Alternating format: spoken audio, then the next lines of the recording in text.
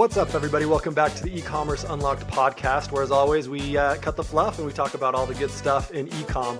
Today, we've got a great episode planned for you. We got Josh Taylor from Shipware here today, and he really is kind of like in my mind, the guru of shipping. And the reason he's a guru to me is because he's been in it way longer than I have, and he's like Emerson. Emerson and him are kindred spirits. They enjoy the shipping world. So, Josh, I'm going to let you do a little bit of intro. You've got a ton of experience. So just really quickly, just tell us about you and your background. Sure. Thank you, Russell. And thanks for having me on today, guys. I'm currently the Senior Director of Professional Services at Shipware. We're a cost reduction company. We help our clients, work on their contracts with their carriers, figure out which carriers they should be using. Also figure out things like their third-party fulfillment. What's the best fit for them? What are the right SLAs? Everything like that. Now, I came to Shipware. I've been here 3 years now. I just hit my 3-year mark. I came from UPS, where I had been for almost 20 years before that. Started out a little bit in the operation, did a little stint in sales, enough to know that there's a big difference between people who are naturally good salespeople and people who have to work hard. And I was on the work hard side. Hey, but that's a good thing though. Like, having to work hard at it, you probably ended up being even better that way. So I learned so much. There was no way I was going to learn that much in 2 years as I did in sales. And it was great because that transitioned me into the side of the business that I was really interested in, which was the pricing and revenue management strategy side. And that's where I spent the bulk of my career at UPS, was on that side. So, the pricing is really working with the individual clients to come up with what they should pay, the whole negotiation process there and all the determinations that happen in the background. But then the revenue management strategy is farther up the chain there. So we're working with the people setting the base rates and determining what the pricing people and the sales people are going to be able to offer to our clients. So it's more of a strategic role instead of tactical. And I think that experience has really given me a unique vantage point that people who haven't been in that type of role might not otherwise recognize. What I think is super That's my interesting. basic background. No, that is amazing. And what I love about this is like your experience. I love just like dive into your brain because I'm like a fanboy of like pricing of like shipping carriers. I think it's so interesting to see the leverage you guys have. And like Russ knows, like I love reading like FedEx contracts, UPS contracts, like the surcharge announcements, like all that stuff. Like I find it so interesting. Quick side note. Yesterday, Emerson slacks me and says, "Hey, dude, I'm reading the most interesting thing. It's the USPS. I don't even know what it was, but it was like the nerdiest thing that I think you could even read on a Tuesday morning, but it's just like a little light reading." So this is Emerson. Like that is what he does for fun. So he's just getting all excited over there. Oh yeah. Well, yeah, I was going through it the other day and I was just looking at all the surcharges. And I think there's like, I could be completely wrong. I think UPS, you have like some like 50 to 60 maybe line item surcharges, but then you can break it down to each carrier, which one those apply to and whatnot. I could be completely off on that. But that's why I read at least past week. Like, there's so many different line items. So I'm assuming from your background, being on the pricing side, it's like a tax code of pricing options, it seems like. It really is. And you're right. There are a ton of them. It's not 60. It's more like 125. Oh, okay. I can read that. That's amazing. Yeah. So, if you listen to the earnings call, you'll hear either UPS or FedEx. You'll hear them talk about the pricing levers that they have to pull, right? Mm-hmm. And that's such an important piece of keeping their revenue per piece where they want it, is having all of these different options that potentially apply to any shipment that goes out. Mm-hmm. So, when you're looking at it from a discounting perspective, how do I get a better deal? You can't just look at the base rate. You have to look at all these 125 other options that might apply, because, they're going to give away some on one part and they're going to take away some on the other part. And you could very easily end up paying more when you expected to pay less. That is nuts. I think that's something I learned early on in my career, where I was like, oh, we got a reduction with our account on the base rate. And I honestly didn't really know much about surcharges when I first started doing stuff like this. And I was like, wow, I just got it down as like $8 to $5, whatever. I felt great. But then like we were paying more on different lanes or whatnot. And the whole like complexity of it, it's a very complex like process where I remember like in college, I was like, I'm gonna go in supply chain, I'm gonna work with a warehouse, and all we're doing is putting stamps on a box. Really, like that. How hard can this job be? And there's so much more to it than that. So I'm sure from your side, you have an awesome experience of working with the carrier, understand those levers and seeing how profitable things are. And maybe this is insider information, but it always sounds like from at least their earnings call, they make money, but they don't make money. The carriers, at least they always make it sound like they're super almost broke all the time. I feel like from what I'm seeing, but it also seems like they're making a lot of money at the same time. So just interesting to see like those margins that they're trying to hit on it. I guess it seems interesting. I guess maybe I'm telling you a question. Maybe that's just my observation. Is that accurate? Like that they come off maybe that they're like tight margins. Maybe they have it more than maybe it's coming off as. Yeah. So a lot of times, if you're talking about it at the account level, the account executive will tell their client, "Hey, look, we're not making any money off of you guys." Mm-hmm. But then, right now is probably not the best example because they are hurting for volume and the margins aren't quite where they want them to be. But, if you look back a couple of years, especially in the middle of COVID, when they were making record profits, Yeah. while at the same time telling everybody that they had to, pull back on their service and charge them more in order to keep from going out of business, it kind of exposes the truth that there are multiple ways to look at profit. So depending on the measure that you're using, you could literally be telling the truth to your client that, hey, we're not making money, and yet the company as a whole is actually making money on that shipper. So it's a little disingenuous. It sounds like like a used car lot. Like I remember, I mean, this was probably 6-7 years ago. I'm sitting in like looking to buy this car, and we're like kind of interested in it. And the guy comes up and he's like, "Man, I didn't realize that it was we had it marked down to this. Like this is crazy." As soon as you walk out of here, like I'm like we're losing money on this deal, and I'm raising it to $3,000 because like this was a total mismark, and like we're not making a penny. And then like come to find out, that's total BS. And maybe, I've learned a little bit more about the car industry that, yeah, maybe like his numbers show that like, yeah, we're probably break even on this car, but that's also taking into account all the other things that, I mean, they're definitely not losing money on the deal. So kind of that's the connection that I made with what you just said. Yeah, it's still very profitable. There are from time to time an account or two that will get really out of whack and the company might actually be losing money on them, but that is such a small minority of accounts that it's a safe assumption to say that even if you have great pricing, your carrier's still making money. Yeah. No, that's awesome. Well, I guess fun fact, and we'll kind of get some more details of it, is when I was with Nomadic used Shipware. So it's fun to talk on this as a podcast now that I'm on the tech side of stuff working with Corso, but also kind of like bring this kind of full circle of just seeing what the Shipware team has done, great insights and a lot of education I got from the Shipware team in general has been phenomenal. So I love that we get to kind of keep this Shipware relationship and partnership keep going. So that's fun to see it continue. And yeah, me too. But I guess question for you, at that point, I think when I was with Nomadic, we were probably on the smaller side of a brand, maybe using our own carrier rates, probably at the time. Seems like most brands, like if they're on e-commerce, they're usually using a 3PL, and the 3PL usually has their own rates. Or if they're doing their own fulfillment, they might be using like Shopify rates or like a ShipStation provided rates. Is there a time that you would kind of suggest for a brand, maybe they break off from those like given discounted rates? Because I know like when you go into Shopify, it's like, cool, if you use Shopify, you get 20, 30, 40, 50% off this carrier or this type of shipping service. And you think you're getting a great deal. But sometimes you can get a better deal. Maybe you can't get a better deal on your own if you go directly to the carrier. Is there a time where maybe it makes sense for a brand to start looking into that, a certain like dollar volume or spend or something like that they should be looking into something like that? Yeah, there's really two things you should be looking at when trying to make that decision. Is it time for me to go out on my own rates, or is it best for me to stay where I'm at?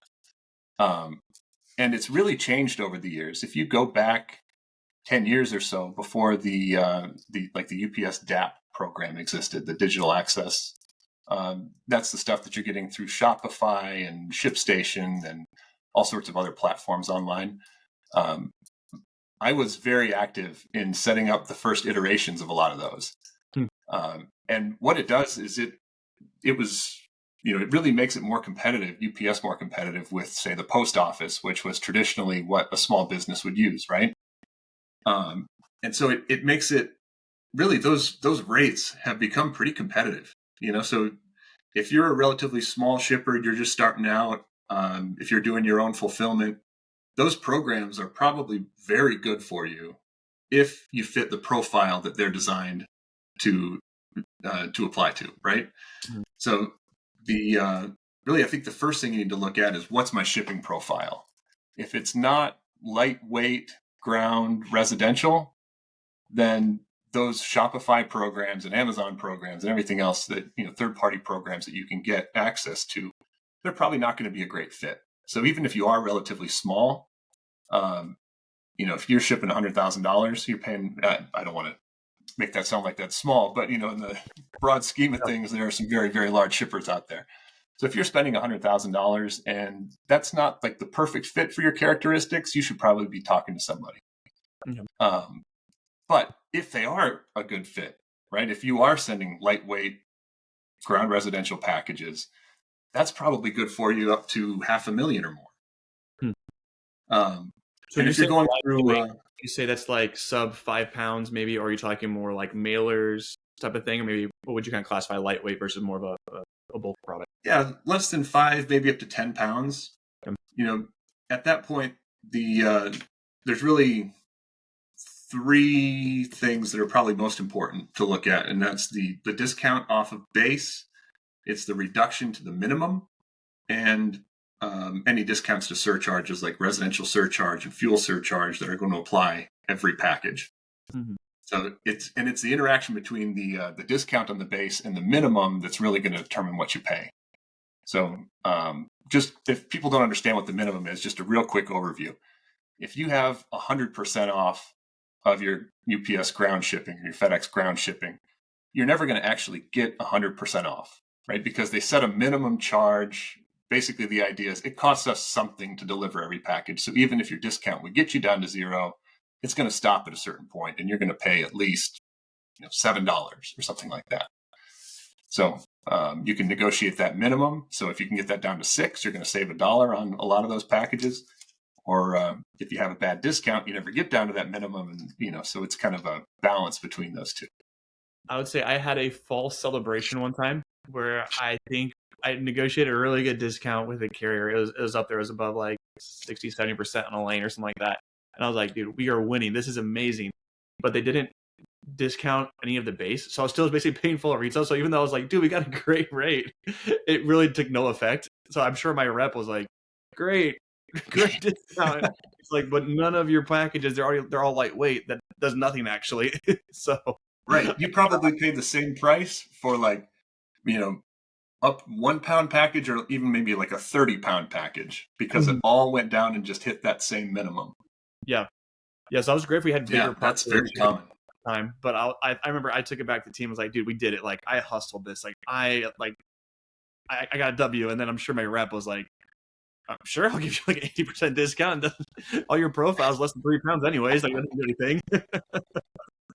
So, which I think, again, it's kind of like talking about Shipware. I think like obviously with your like knowledge and expertise. I went through it before I kind of connected with you guys, like learning off of my own of just like trials of trying to figure it out. But there are, I think yesterday I went through, and correct me if I'm wrong, I think it was like 150, at least on I looked at my FedEx contracts the other day, and there was 150 columns, at least when I download my invoices, of different like data points on it. And so I'm sure on that there's like so much wealth of data in there, but there's so much to learn. And for someone not having like the education, like what Shipware or providers like that provide, there's not much information in general on the internet. It's not like there's like passionate YouTubers out there like, let's look at your invoices and let's like get to the bottom of it. There's not really that culture, at least in the shipping industry as a whole. So like getting someone that's been there, knows that, and especially with your expertise with UPS, understanding how they make money, what levers they're pulling, really can help a brand with that. Is there a time maybe that this comes into play with a brand using a 3PL? So from brands doing self-fulfillment, they're using their if they're using their own fulfillment, they can get their own rates. That's great. But if you're using a 3PL, maybe this isn't that's pertinent to them, because most 3PLs either require they use their rates to use that 3PL, or you have to have such steep discounts you can get yourself to override that program or something like that.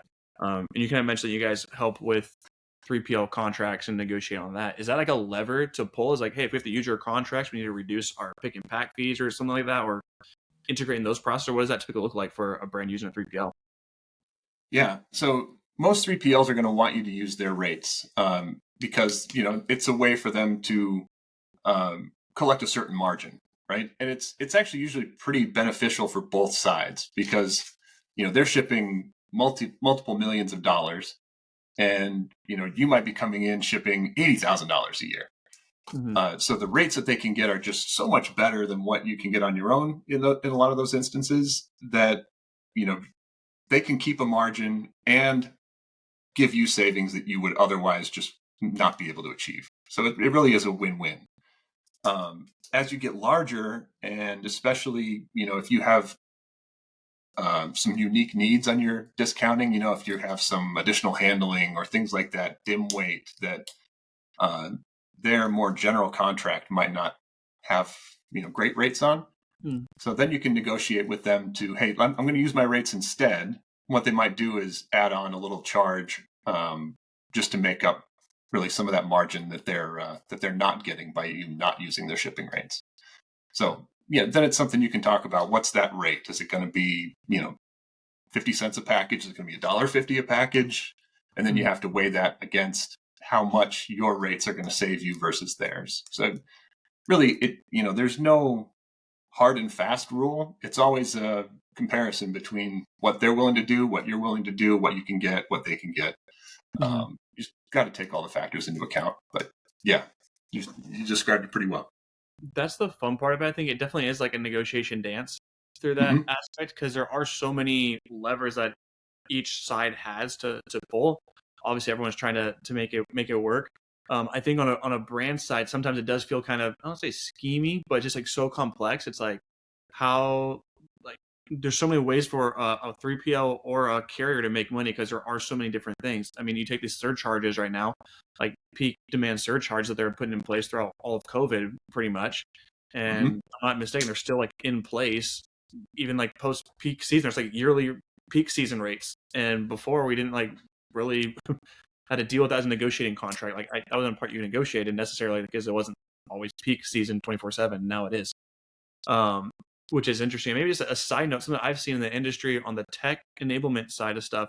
A lot of brands try to use like calculated shipping rates at checkout on Shopify, but it seems like a lot of these tech solutions don't even keep up with all the different surcharges that can get enabled. So even like that displayed rate at checkout doesn't always take into account all the surcharges, which I think is very interesting. So I think maybe just like a note out there to brands is maybe keep an eye on that. Like you think you're charging your calculated rate, but just make sure your service provider that's doing that integration through that API or whatever it is, make sure they're displaying the actual rate. So maybe it's a good time for brands to do an audit on that. I've got a question on that. So as a brand, like, yeah, well, funny, I was talking to somebody that's new to the e-com industry, and I kind of explained a little bit about like these surcharges and the markups with the warehouse, and they're like, wait, so my warehouse is totally scamming me? And I was like, no, like it's a better situation for both of you, but it can be, honestly, for somebody who's not like in love with shipping, can be very confusing, and especially when Yeah. it comes to what Emerson just called out of the calculated rate. We think, at first look, you're like, nah, that's exactly what I'm going to pay. But then it gets re-rated, and then there's some surcharges and this and that. So I just, for us dummies, right, that aren't in shipping it all the time, what, as a brand, like what are maybe one or two things that I can do to almost like balance the books, balance the checkbook, make sure that I'm not totally, overpaying by 10, 20, 30%, and maybe tell me like what is a normal percentage of like a fluctuation. So I think I pay $1,000, but I actually paid $1,100. Is that normal? Or like what should be my error percentage in that analysis? Does that make sense? Yeah, it does. It does. And you're right. There are, if you're trying to come up with exactly what you're going to pay, it's going to be pretty hard. There's, with all the different surcharges, like something as simple as delivery area surcharge, which is, additional charge that's tacked on because ostensibly the place where it's getting delivered is farther away from a hub, and on average, you can probably expect 25 to 30% of your packages to get hit with some form of that charge. Now, that charge goes up every year. And, you might hear that the carriers are increasing their rates by an average of 5.9%, but that 5.9% doesn't include any of those surcharges. It's just the base rates. And it's a pretty loose definition of average in the first place. So, that charge could be anywhere from like $4.50 or $14.50. Jeez. So, if you start attracting business from a fairly rural clientele, you might find that your average cost per piece goes up by, dollars to serve those clients. So, there's some wiggle room there. Plus, on top of all that, like you said, there's peak surcharges, demand surcharges now that are being charged despite it not being peak and demand being low. But the carriers have just started charging. It's become part of the revenue that they generate, and they're hooked on it. They can't stop charging it. Yeah. So as a brand, what's the best way for me to like make sure that I'm actually taking into account some of these things, right? Or these surcharges? Because, I'm looking at my Shopify. I'm like, oh yeah, okay, it was $1,000 that I paid in shipping last month, and I'm talking small scale, where their brands millions of dollars, right? But let's just say to make math easy, like, hey, I spent $1,000, or I collected $1,000 on this shipping, and I'm going FedEx or UPS or something like that. What's the best way for me to like validate that that's pretty close to what I'm actually paying? Yeah. So auditing your invoice, whether you're a small shipper or a large shipper, is important. Whether you do it yourself or you hire somebody else to do it, going back and making sure, I think probably the best place to start is to, if you've got your stuff on a spreadsheet, just sort the columns for the biggest charges. There's some surcharges out there that dwarf the rest of the combined charges on a package. If you're charged for like large package surcharge, you might pay $140 for that surcharge plus another $40 in demand surcharges. So now you've got $180 on top of a package that probably didn't cost that much to begin with. And if that's not something you're expecting, then that really gets you upside down quickly. So that's where I'd start. You'd start with those big charges. If your program is catching those and you're charging them up front, then, you're fine. At least you're covering your costs. It might be hurting your shopping cart abandonment, but at least you're covering your costs when people choose it. Got it. Makes sense. That's probably the best way to go about it. Just look for those big ones first. And if those are doing well, then the rest of it probably follows. It doesn't hurt to do some spot checking, though. Gotcha. What I would say on that as well, like a lot of brands are doing self-fulfillment, like through Shopify or whatever, or ShipStation. They see the rate when they buy the label, and they like Josh saying, they don't like audit that. And so a lot of the time you think like the price I paid is the price I'm actually buying it for, but they're all going to come back and reconcile those books at the end of the day. So maybe you thought you bought that label for $10, but really you look at your invoice later and that would have cost you $15, $20, $30 at times, depending on those surcharges getting tacked on or your box dimensions were wrong. I've had issues where I went through and audited stuff and I put it in like a 10 by 10 box or whatever it was. And then when it went through a scanner, they add an extra zero to it or whatever. And it was like 100 by 100 box. And I was like, oh, this like, for whatever reason that happened on a couple packages. So there's things you definitely want to take a look at and see like what happened on these packages, because the system's not 100% perfect and you may be paying things you don't know you're paying for and taking a look at. So I think that's like some low hanging fruit there. Is this anything that I can rely on my 3PL to do for me? Yes. It depends on the 3PL, but especially if you're using their rates, you're relying on them for reporting. And it's fair for you to ask them, hey, how's this working out? Is what we're charging our client up front actually turning out to be what we're paying on the back end? And I guess another best practice for that is, especially if you're using UPS, you got to wait a few weeks, wait a few invoices before you actually go out or go back and check it. Because it might show up as, one charge on the first week, but you might get some shipping charge corrections on future weeks that apply to that package that seems like it's already been billed. So wait a few weeks before you go back. I've experienced that. I don't understand all the back end work that goes on with it, but I'm always like get so frustrated when that happens. I'm like, you're reconciling a reconciliation, I feel like now at this point. Like it's like I'm not sure what the billing. I would not want to be in that billing department. That seems very complicated and a lot going on in that, which I don't envy them. It is. To be fair, they're moving more toward the way FedEx does it, which results in fewer of those, adjustments coming multiple weeks later. Hmm. So as that gets rolled out more and more, that should become less and less of a problem. But as it currently stands, yeah, UPS has that more than the other carriers. Interesting. Kind of on that line of UPS, we had like the UPS strike last year that was like all up in the news and everything like that. That's been 6-7 months since that strike's been resolved, roughly. How is that still like affecting things in the market? As far as like UPS trying to get, UPS said they didn't lose that much volume. FedEx said they took all the volume, everything like that. Like, how has that maybe changed the landscape of pricing and just carrier relations in general right now? Yeah, that was the story of the year last year, as far as I'm concerned. The threat of the Teamsters strike. When we polled our clients in 2022 and asked them how soon are you going to start planning for this, and the most common answer was 7 months in advance. In January, they were going to start making choices. Hmm. Not everybody ended up moving that quickly, but it was an interesting pricing dynamic that we noticed. Beginning of 2023, UPS was still very, very stuck on, hey, we don't have to give you great discounts. You're going to come and use our products anyway. We're not going to go overboard here. Whereas FedEx started being much more aggressive with their discounting. Hmm. And given how aggressively the rates had been raised by both carriers, there was definitely room to play. So FedEx was playing. But the closer you got to that, end of July cutoff point, FedEx got pretty diligent about requiring early termination and minimum commitment clauses to be signed with any new rates that they implemented.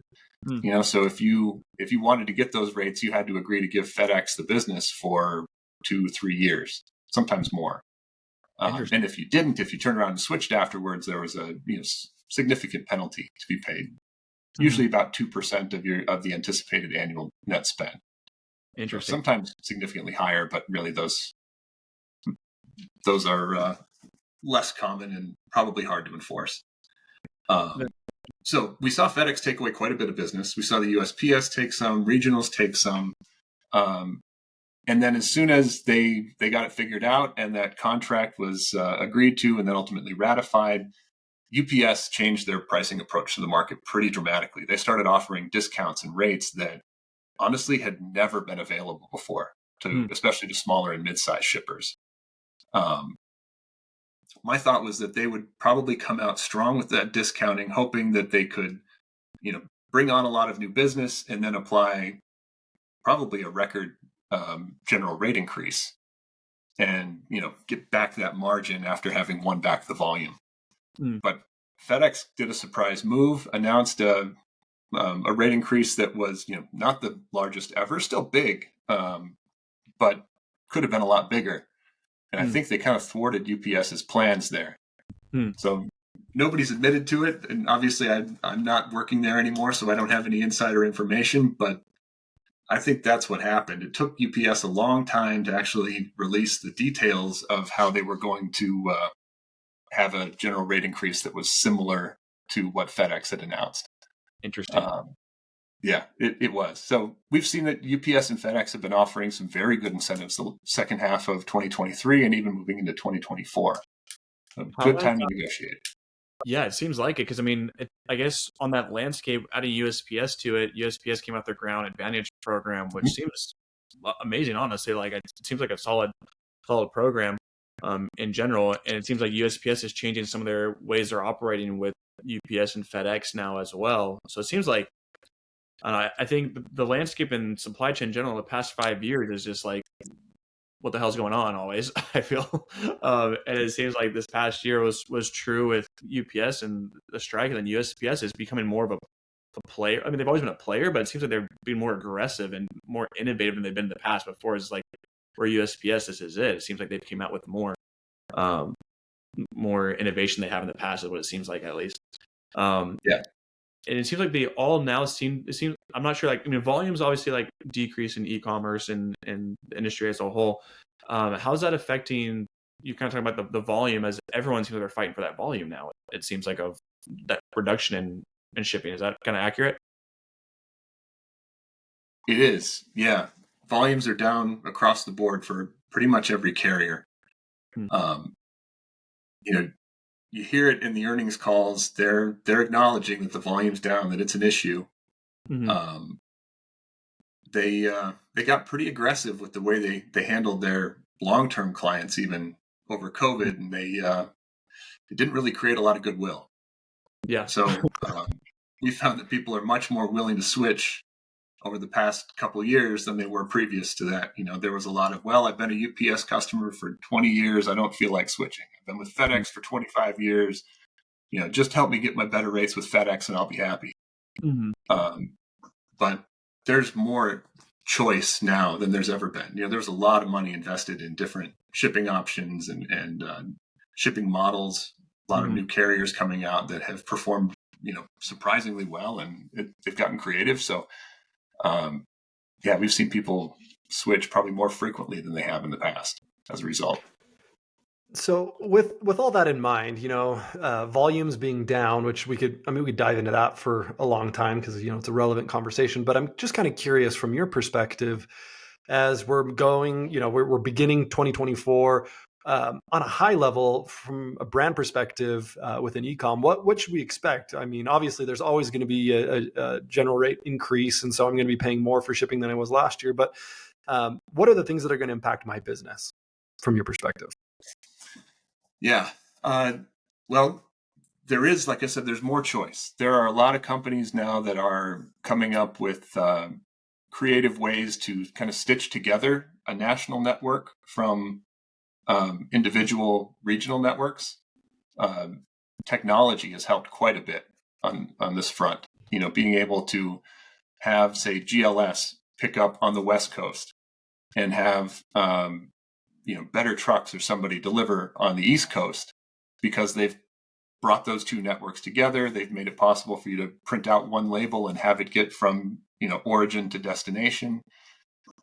So you don't have to rely on UPS and FedEx as much as you used to. It's still hard to get away from them entirely.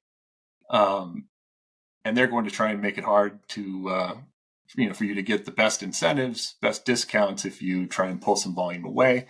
But there are great ways to improve service and reduce risk without necessarily increasing cost, sometimes even saving cost. So if a shipper hasn't considered some of those alternatives, like you said, Emerson, the USPS Ground Advantage has been a surprisingly good service. I mean, I shouldn't say surprising, but it's been very effective. It's been very reliable. And it's been great to see the USPS making some of these creative changes that not only reduce cost on their end, but also continue to deliver a service that, meets the needs of the people who are using it. Mm-hmm. So, and then you get some of the aggregators and expediters like DHL e-commerce and OSM worldwide that provide an extra boost on service and maybe a little bit of savings compared to what you pay with the USPS. There's all sorts of options out there. I think it's interesting. I've definitely taken a note of there's more regional carriers out now, at least, and more regional carriers expanding their networks than I've seen in the past. Which definitely, I mean, if big carrier volumes down and those regional carriers are kind of competing at that national level now or are having to be more aggressive than I've seen in the past, I think what's going to be interesting to see is how those regional carriers integrate into these different marketplaces of being more like, most people ship UPS, USPS, DHL, because those are common carriers. But like you're saying, like GLS, On Track are becoming more prevalent and whatnot in the industry. And some of these tech aggregators, I had a call with Sendle yesterday, which is an interesting like business model. Margo is an interesting provider I've talked to recently, where they're just shipping stuff in the belly of planes. It's more of a custom upfront process, but another expedited service that again is like just leveraging tech and infrastructure of these existing businesses to build it out together. So I think it's interesting to see where the tech's going. I'm loving the innovation in the space that I feel has been neglected. I think it's been an archaic industry in general, it feels like, for the most part, and it's like, okay, we're finally catching up in some of these areas. That's fun to see. I guess maybe to wrap up on things is right now it's GRI season. Everyone's announced their rate increases. Maybe some tidbits or like some information you might be like, hey, what are some good low hanging fruit practices to be looking at the GRI that maybe the common person may not be looking at? Just one little bit on the previous topic. I don't want to forget to talk about Amazon because that's been a huge difference. As UPS has kind of shed some of the Amazon business, depending on how you want to interpret it there. But as Amazon has taken on and delivered more and more of their own shipments, they now deliver more packages than UPS does. They deliver more packages than FedEx does. It's something that many people didn't think was possible 10 years ago. Mm-hmm. And now they're starting to expand again to include pickups and shipping volume that's not necessarily sold on an Amazon platform. So there's interesting things happening, and there's going to be some interesting changes as a result. Mm-hmm. Looking at the GRI, UPS and FedEx are always roughly in step with each other, right? They both announced an average 5.9% rate increase. It's not penny for penny the same, but it's pretty dang close. On Track, which is the combined On Track and LaserShip, that now, by the way, they deliver to as many addresses, Monday through Friday and maybe over the weekend as UPS delivers to on Saturday.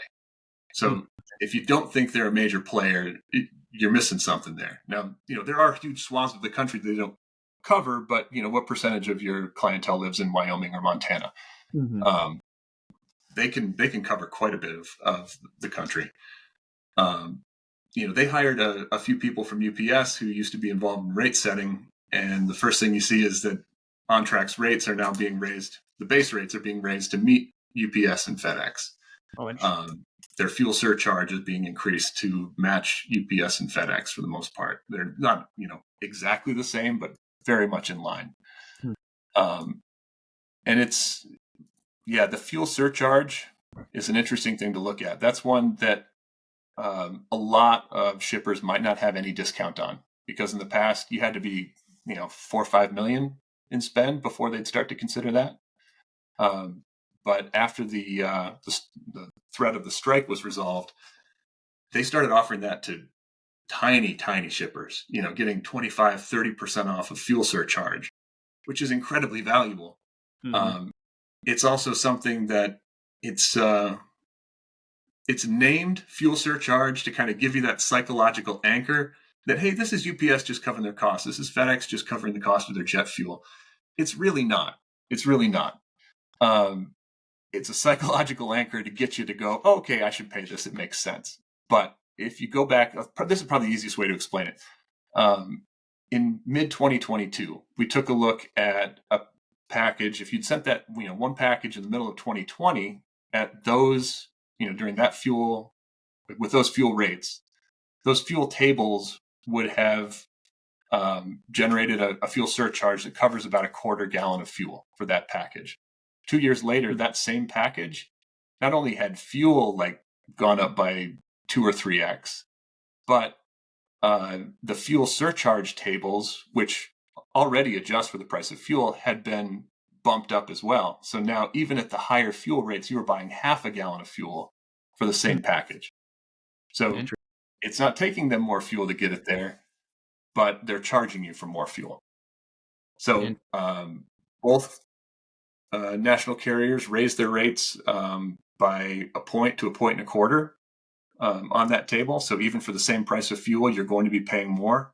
And that's a percentage of pretty much everything else. Every other charge on your package is subject to fuel. So that's a good place to start. If you're seeing an unexpected increase, if it's going up more than 5.9% roughly, fuel is going to be one of the main reasons why. Other surcharges fall in there as well. So if you are seeing those increases, look at surcharges first. And if you haven't gotten a discount, an improved discount on those within the last year, definitely talk to people. Talk to your account rep. Let them know, hey, this is more than I expected. This isn't looking right. I need you to help me out here. Mm-hmm. That's interesting. One of the hard things I've had in my career is done a lot of Kickstarter campaigns, and during Kickstarter, they don't have a rate calculator. So you have to put a fixed cost of what shipping is. So you might get a quote 6 months to a year before, you actually Yeah, ship that's tough. that product because you're pre-purchasing everything, and then those rates can be completely different. And usually most Kickstarters, they'll do international shipping, and that can definitely screw you pretty good when you're like, oh, I thought it was going to be $35, and now it's like $60, and 10% of our packages are going to that country, and you're like, dang, we spent an extra $6,000 going that lane that we didn't expect or whatever. Right. So it's definitely hard to kind of buffer those in. You want to offer competitive rates to your customers, but also you don't know that makeup beforehand necessarily. There's a lot of things to consider there. But yeah, I mean, that's what's interesting about the shipping world. I think there's so much going on in it that it keeps, I mean, great job security. But yeah, I mean, everyone's always going to need to figure out these rates. They always like to make it complicated and make it almost comical of how much there is to negotiate on it, I feel, at times. But it's always an interesting game to play with them. And it's fun. Well, there's definitely profit in complexity. Yeah, that's a good little saying right there. That's we got to put that on like a tile, put that up on my wall or something like that. That's great. But Josh, thanks so much for being on with us today and chatting about all these things in the supply chain and the industry right now. What's going on with the carriers? There's so much, and I honestly could do this for like hours on end. I know maybe it's like not everyone's deepest passion, but for me, I love it. I think it's so interesting and just seeing the general landscape. So appreciate you jumping on and educating our listeners on this, and look forward to having you back again as we hear more about these GRIs and how the shipping industry and the landscape changes more. My pleasure, guys. Thanks for having me on. And one more thing, don't ever use declared value. It's not insurance. It doesn't give you the coverage that you want. There are much better options. There we go. That's perfect. It's a little tidbit that he's just securing his spot on the podcast to come back. He wants to talk about that. Awesome. Thank you, Josh. We really appreciate it. We'll talk to you soon. All right. Thanks, guys.